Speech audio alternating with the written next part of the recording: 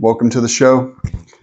I am recording this on Easter, though this will air the Monday, not the Monday directly after Easter, but it will air the following Monday. Usually these run about a week behind the time that I record them, just so that I can do my best to mix and master them.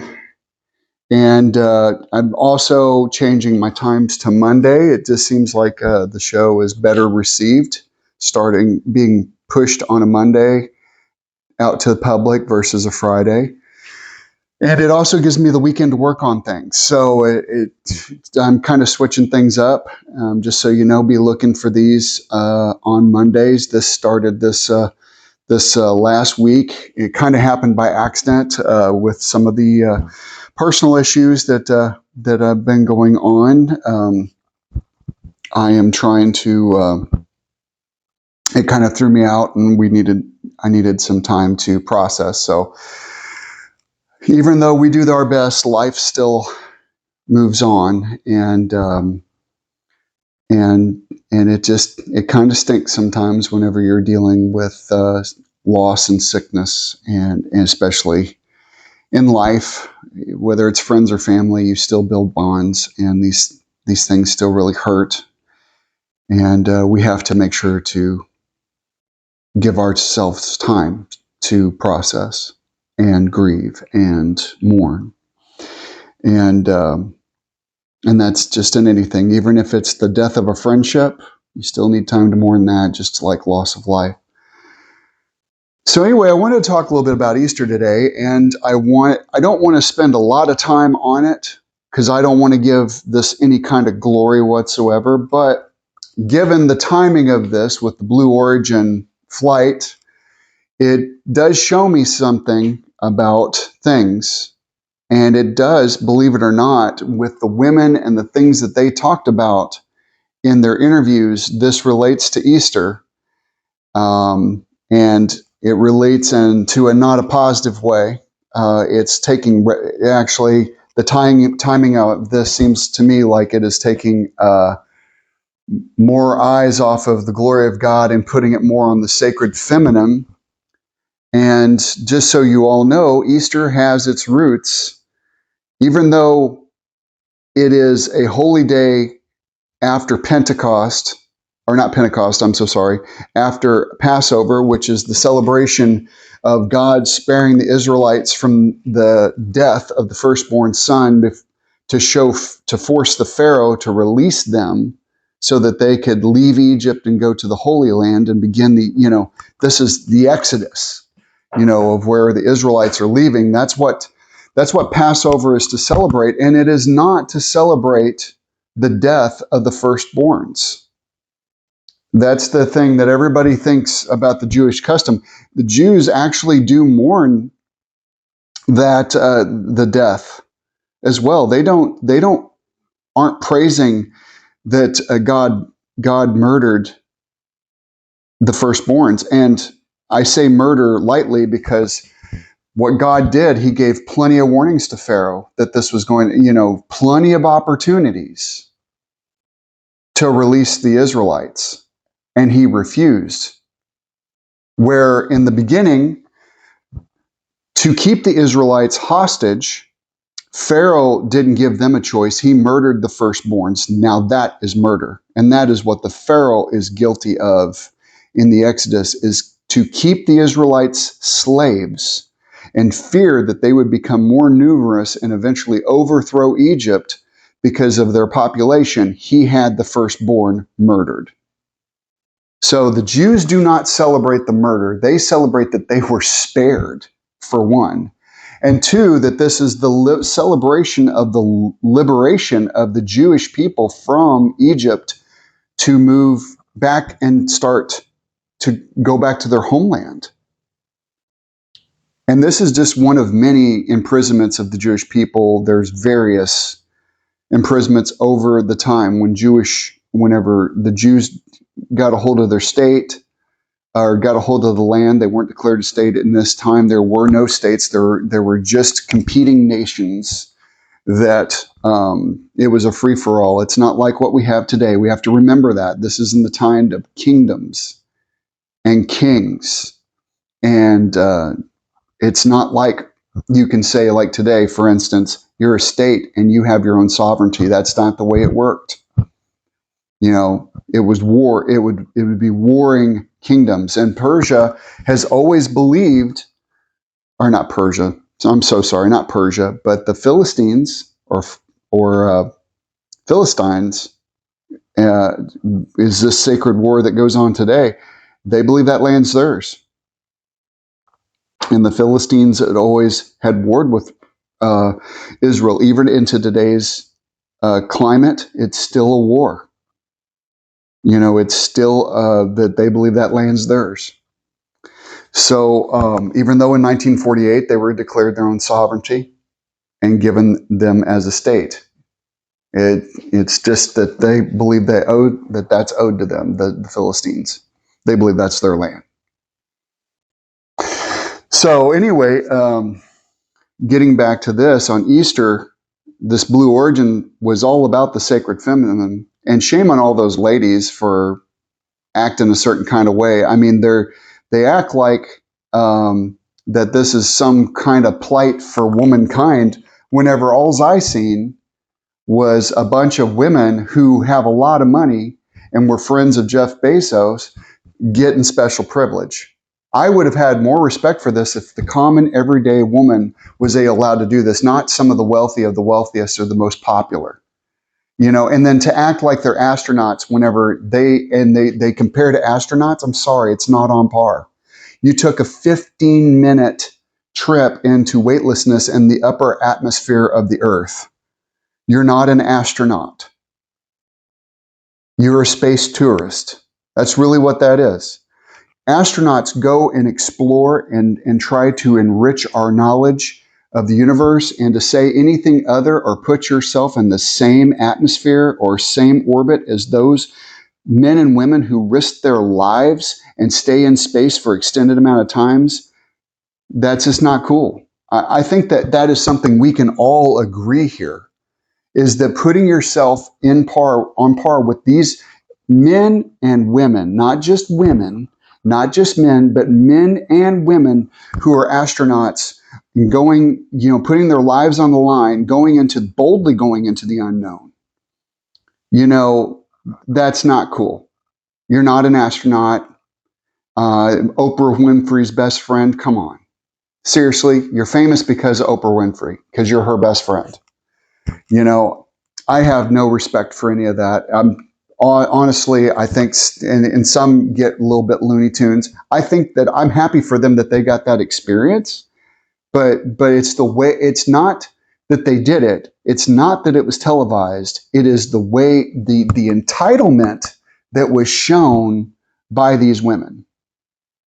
That's what gets me. And I'm a common dude. I got to work to pay my bills. I have to, you know, I'm not saying that people didn't work to become celebrities, but what you do with your time and how you represent yourself in the platform that you have, be responsible for that. Be responsible of it and cherish it. And don't act entitled, because the way you all live, you're just like me. You're 1 or 2 paychecks away from being on the street, because that's how we all live these days, for the most part. I have to have a job to pay my bills, and I realize you got bills and you live within whatever you're doing at that time. But, you know, the sheer entitlement of it was just beyond me. But this coming back to making it about the sacred feminine, all right? You know, here's the thing. The sacred feminine is a direct attack on Christianity. It just is. And and it takes away from the Easter message. The Easter message of freedom through Jesus. The sacred feminine is meant to be the opposite. It has its roots in paganism. So here's the thing about Easter. Easter does have some pagan roots, but it's not the roots of Christianity. Christianity was born before this what this is rooted in. All right. Easter gets its name from estro, E-O-S-T-R-E, or estri, which is a Germanic goddess of fertility. So that's where Easter eventually came and got its name. That's its namesake. But the reality of it is Christians celebrated it and put it on the map for God and his resurrection through Jesus Christ. That is where the Christians put it. Now, remember, Satan is not a creator. Satan is an imitator. That's why we have Easter eggs and all this. The Easter eggs come more from the Baal religion, symbolizing fertility. We strap a bunny on it that lays eggs for commercialism because guess what? Kids love bunnies. Bunnies are fuzzy. They're cute. And I love bunnies. Don't get me wrong. I love bunnies. I think bunnies are great. But the reality of it is that this is a huge marketing campaign, just like Christmas. Every time that we put a stamp on something as for Christ, then the imitator, Satan, puts it through commercialism. Because think about this. What do you got to buy for Easter? You got to buy all of this stuff. And you put it, and I don't have a thing against gifts. I'm just saying that this is what Satan does. To take the focus on Christ, or take the focus off of Christ, we create commercialism. Blue Origin happens Easter week. Holy Week, we're going to put the emphasis on the sacred feminine, which is against Christ. It's fertility worship. That's what the sacred feminine is. Now, the thing about this is everybody views this as that Christ, God chose to come in the form of a man. Why? Well, the deal is that at the time Jesus was born, lived, and crucified, men were respected teachers. I'm sorry, it's the culture of the time. This is the way it happens. God is viewed as the Father because in this time, the Father is what protected the house. All right? We have to understand that in this time, this culture, men were at the top of the food chain. It is not an attack on women. It's not. In fact, the Bible says that men should take care of their wives as Christ took care of the church. Men should be cherishing their wives. So here again, the attack on Christianity is really an attack on women. Men are taught and should be cherishing their families, taking care of their wives, not this whole independent thing. Because the truth is, whenever you put women and women and men, there is an imbalance that's just there. All right? If you put two alphas together, guess what? You're going to have problems. If you put two betas together, you're going to have problems. But if you have an alpha and a beta, to put it simply, then you have balance. This is why that Christians believe the way that they do, because you have the best balance. Now, this is an attack on anything other than this talking about the sacred feminine, because this is where we get everything. Easter, the eggs are from fertility, whether it's with the Baal religion, which Baal has its roots in fertility. This pagan goddess for Easter, it just became Easter. It's very similar to that name I just pronounced. And guess what? It's fertility. It is about fertility. Okay, so now we're in spring. This is where these pagan gods come from. This is where Christianity kept falling away, because we would fall away from God and start chasing these other religions.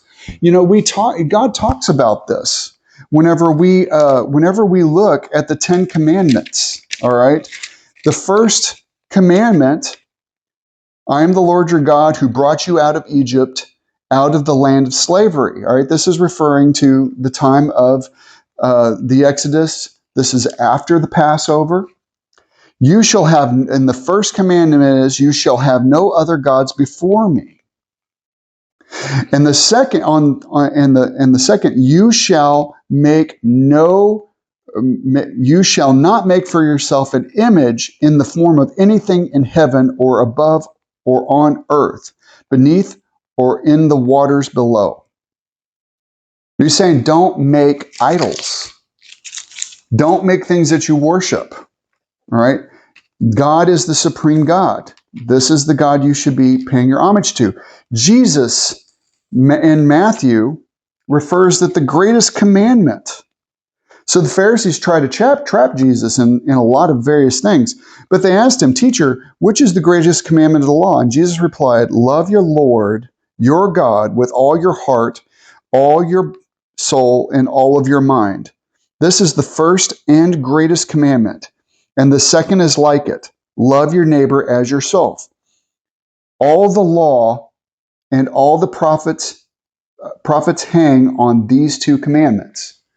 So we're saying here, if you can love God with all your heart, this is going to translate into you treating your neighbor well. This is going to be translated into you being good to your wife. The thing about it is though we refer to God as a he because of the time, I'm not going to refer to the God as feminine either. God is greater than both, and both are made in his image. We have to remember that. So this sacred feminine crap, it is crap, it's null and void because, you're worshiping other things. You're looking to be something different. And the bottom line is the sacred feminine is also this crap about, I hope the universe, or praising the universe. No, we're just thinking of other ways to praise something else other than God, who is everything. In the beginning, there was God. God created everything. So why substitute the word universe with God? Or substitute the word God with universe. I'm so sorry. God is everything. So just take the crap out. Stop speaking in code that you want to worship, because if you're worshiping anything other than God, you're worshiping Satan. All right? That is just the plain and simple of it. In Romans, it talks about this. Because of this, God gave them over to their shameful lusts. All right? So this is talking about people worshiping and serving other gods. So in Romans 1:26, it says, because of this, God gave them over to their shameful lust, even their women exchanged natural sexual relations for unnatural ones. In the same way, men also abandoned natural relations with women and were inflamed with lust for one another. Men committed shameful acts with other men and received in themselves the due penalty for their error.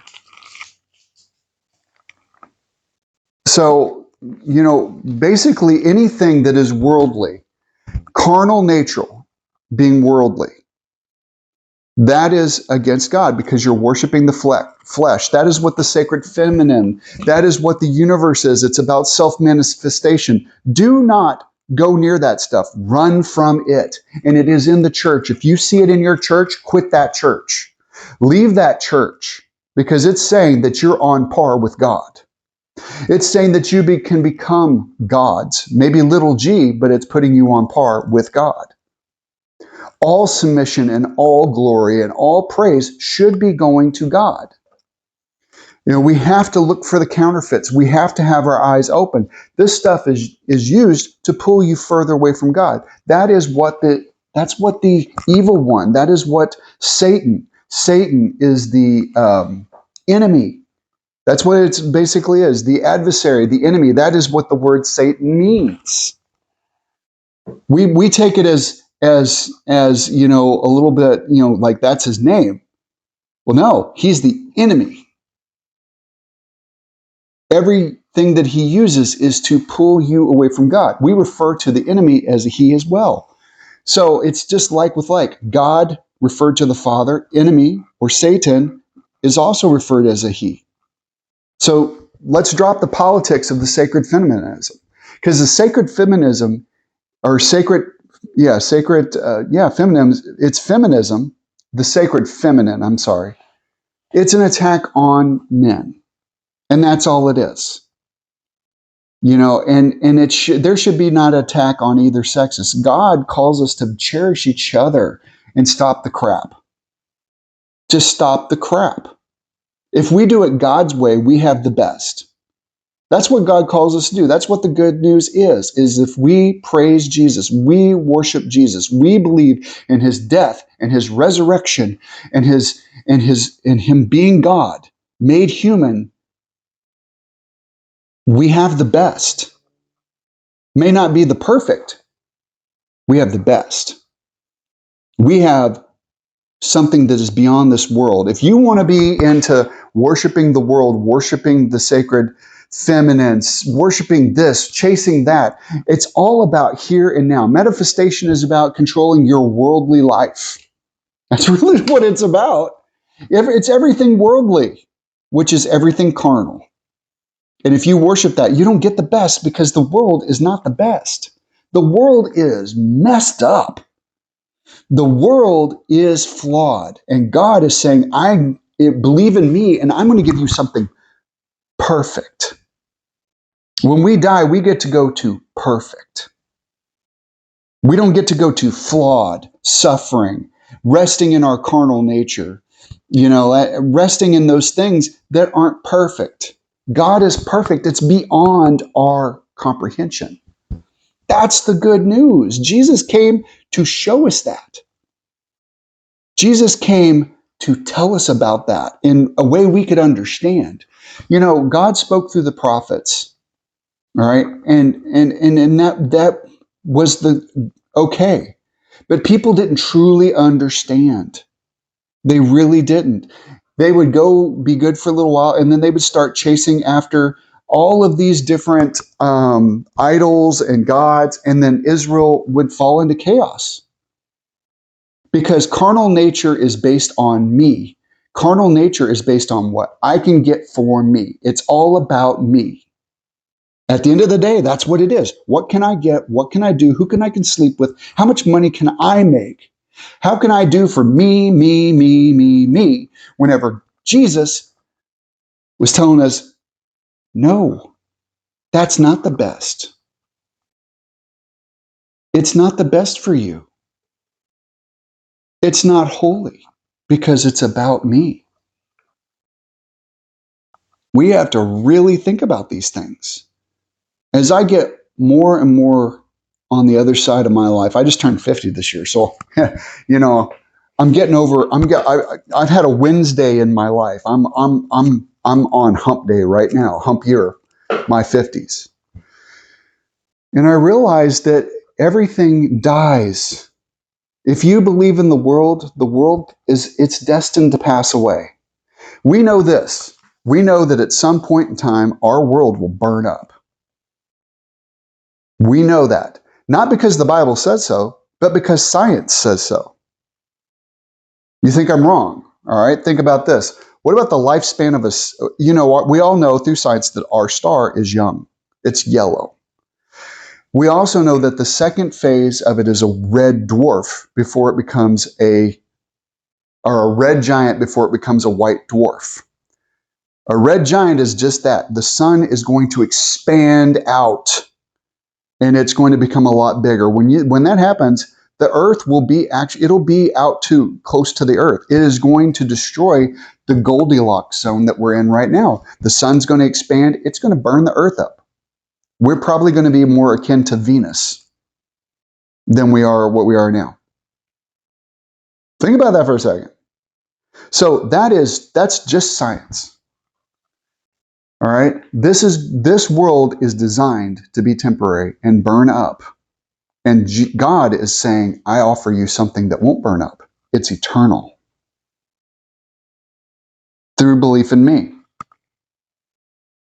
We have to think about that more.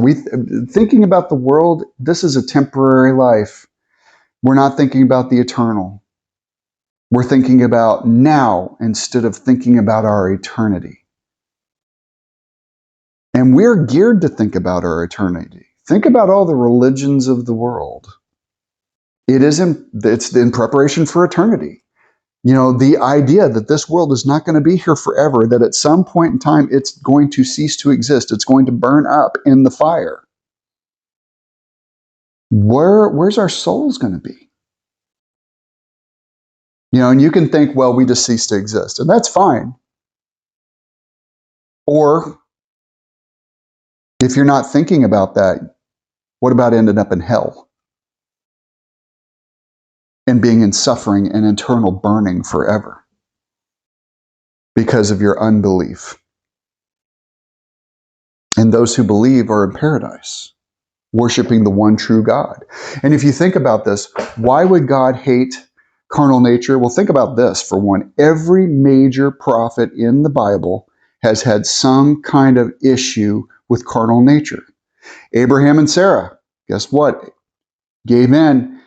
And Sarah, she told Abraham to have sex with Hagar because they didn't believe God. Adam and Eve. Think about this. They wanted to have knowledge of good and evil. And although you think, well, they didn't die. Yeah, they did. Because they were in paradise. They weren't going to die. But because of the knowledge of good and evil, God wasn't wrong. They surely were going to die. You think about Moses. I don't know of anything with Moses about being unfaithful, but carnal nature caused him to murder. Yeah, he murdered murdered a slaver and ran. All right, and he was exiled from Egypt before he came back to his people and liberated them.